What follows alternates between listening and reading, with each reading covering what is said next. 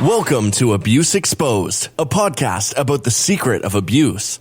Each episode, we deliver intriguing Christian and personal experiences on abuse and how to overcome it. The content is not intended to be a substitute for professional mental or medical advice, diagnosis, or treatment. Always seek the advice of your physician or other qualified mental health provider with any questions you may have regarding a medical or mental condition. Now, here's your host, live from Texas, ISpeakMotivate. Hello. This is ISpeakMotivate, and I'm so excited that you guys are here today. This is the Abuse Exposed podcast where we break stereotypes and expose the pain of abuse, as well as build a community for victims, survivors, thrivers, or inquirers alike. Yes, I made a little, what is it called? Little motto or mission statement? I don't know. But I'm just excited. It's a wonderful Sunday. It's Easter Sunday. Matter of fact, I'm just so excited about life today. And I just want to tell you why. I was really down the last 2 weeks, had a full-blown panic attack. A lot was going on, This quarantine for all of us is a very hard situation, and we're especially giving prayers to those victims that are currently in isolation with their abusers. That's something that it's a travesty in itself that they are there with someone that wants to bring them harm every second of the day. So we must pray for victims and those also that recently got out of an abusive relationship. You are very tempted to contact the abuser, no matter how harsh the abuse was. It's just something that we go through. So prayers go out to you as well. Now, we have this segment called Quote of the Day, and I'm very excited to do it with you guys. You guys are very supportive. When the podcast information is being posted, so thank you for the share and the subscriptions and the comments. You guys are the absolute best. Now, you may be asking, what is the quote of the day? And it is from healthyplace.com. It states the only people who get upset about you setting boundaries are the ones who are benefiting from you having none. Now, let's say this one more time. The only people who get upset about you setting boundaries are the ones who are benefiting from you having none. And you may be like, you know what? You're preaching to the choir. Absolutely yes. Okay. In my past, I have felt like I was obligated to have no boundaries in order to make everyone around me feel comfortable. Coming from that childhood trauma foundation, we often feel as if loving ourselves, giving self-care to ourselves, taking time alone is selfish. Why? Because that was embedded in us. Every time we were like, I'm just going to get some quiet time in my room. It's, you're being selfish. You're supposed to help me with this. You're supposed to help me with that. I'm just going to, just take a bath, just have a quiet bath. Oh, you're selfish. You only think about yourself. Everything that I done for you. Then what happens? You have the guilt. You have the shame that comes with those statements. And that is an unfortunate reality that occurs to abuse victims every day, and also survivors that are still healing from that. Even leaving that abusive relationship with my abusive parents and the domestic violence relationship when I was in high school, I still, as an adult, even though no longer in those relationships, as I was healing, it still was quite difficult to say no. Very difficult. Okay? Because I associated no with physical, spiritual, psychological, financial pain. That is what it was for me. And how it is for a lot of us, we associate no with pain. We just don't want the confrontation. We feel as if it's easier for us to just perform the action that's requested or demanded in order for it to be over and to prevent harmful confrontation. However, day by day, we are wondering why we feel weaker and weaker and weaker and weaker. We wonder why we feel resentful. We wonder why we have so much anger. But why is that? Because we continue to say yes, regardless of our feelings. And what I learned, over these past 2 years going no contact with my abusers is that you have to pause when someone asks you a question, because a lot of times we're reactive. We're reactive. We don't pause. We just say yes. Because the guilt and shame's too much. Yes, yes. I don't want them to think that I don't love them. I don't want them to think that I'm selfish. So I'm going to say yes. No matter how painful it is. It can be something that's totally outside of your personality.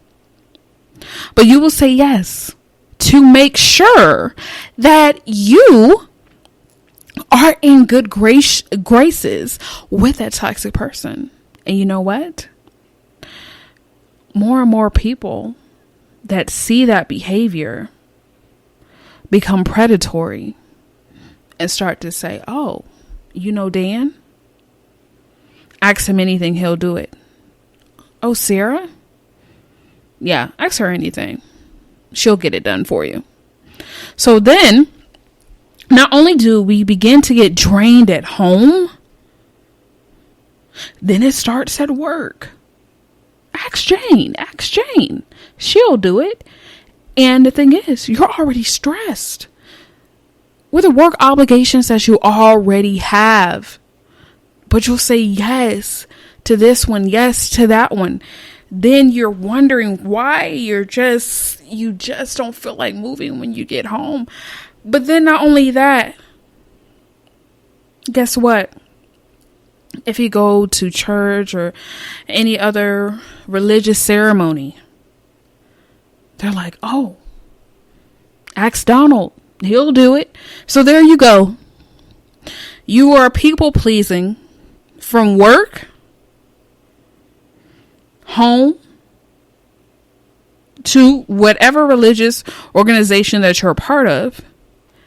And you wonder why every day you're feeling more and more drained. Now, if you're a part of any type of extracurricular team or community, there you go again. So you're pulled in 4 directions, saying yes to everyone. You don't have sleep. Even if you wanted to go to sleep, you can't, because you're anxious about not following through with one of the promises that you stated, or you worry about not doing it good enough to their standards. So not only do we say yes, we want to impress the person so we can feel validated, like, you know what, you are good enough. And those same people that you roll out the red carpet for, they are the same ones who will criticize you and belittle you on what you did when you were just one, when they were just one of the 100 other yeses they will criticize you because what they're trying to do is have your self-esteem so low that it becomes an addiction to getting their attention and validation. So it's going to be a never ending cycle, like a hamster in a wheel. You're just going to continue to try to please them, and they will destroy your self-esteem each time. Oh, why did you complete the presentation on this program? Didn't you know that's subpar? Why did you create this meal?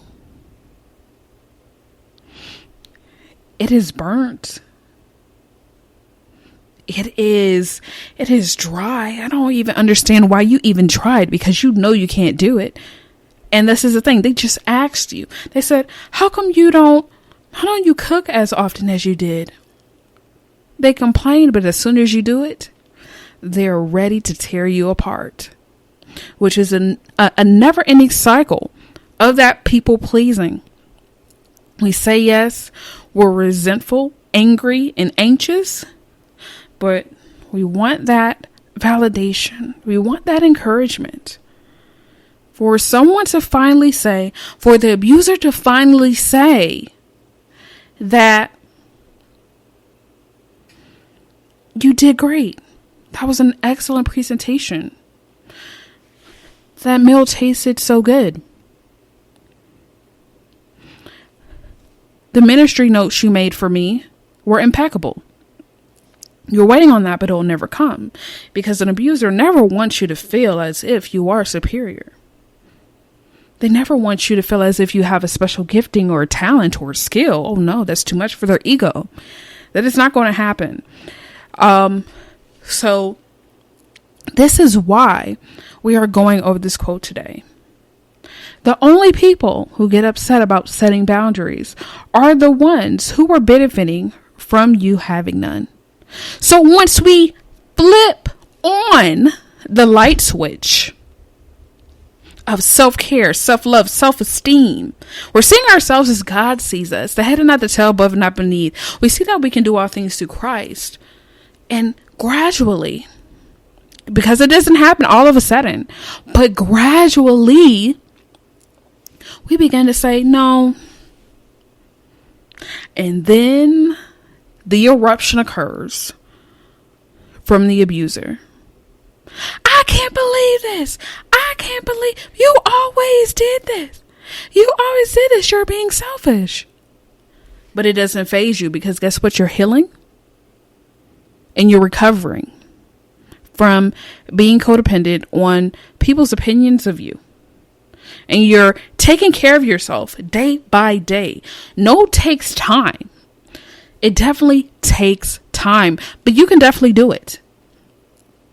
So as you're walking day by day and you're saying, you start off saying, because we were talking about the transitions in a previous episode when it comes to boundaries, because, you know, it's hard for us to finally speak up for ourselves. It's scary. It's a really scary thing for us. So some tips were to say no, to learn how to say no without saying no, to give your time to pause, because that's what we need to do. We need to pause, because when we don't pause, we react, yes, yes. And then we're hating ourselves the whole day. Like, oh man, I should have said that I, couldn't have did it, or I should have never walked down that hallway where Sally was. And then I never would have got asked that question of her wanting me to fire her paperwork for her. I wish I didn't go up the elevator at that time. And you're putting it on you, right? And we make it bigger. But what we can do is pause. And how we can pause: when someone asks us for a favor, you can say, I'm going to look at my calendar and then I'm going to get back to you. I'm going to look at my workload and get back to you. Or is somebody asking you about, going to an event you really don't care about going?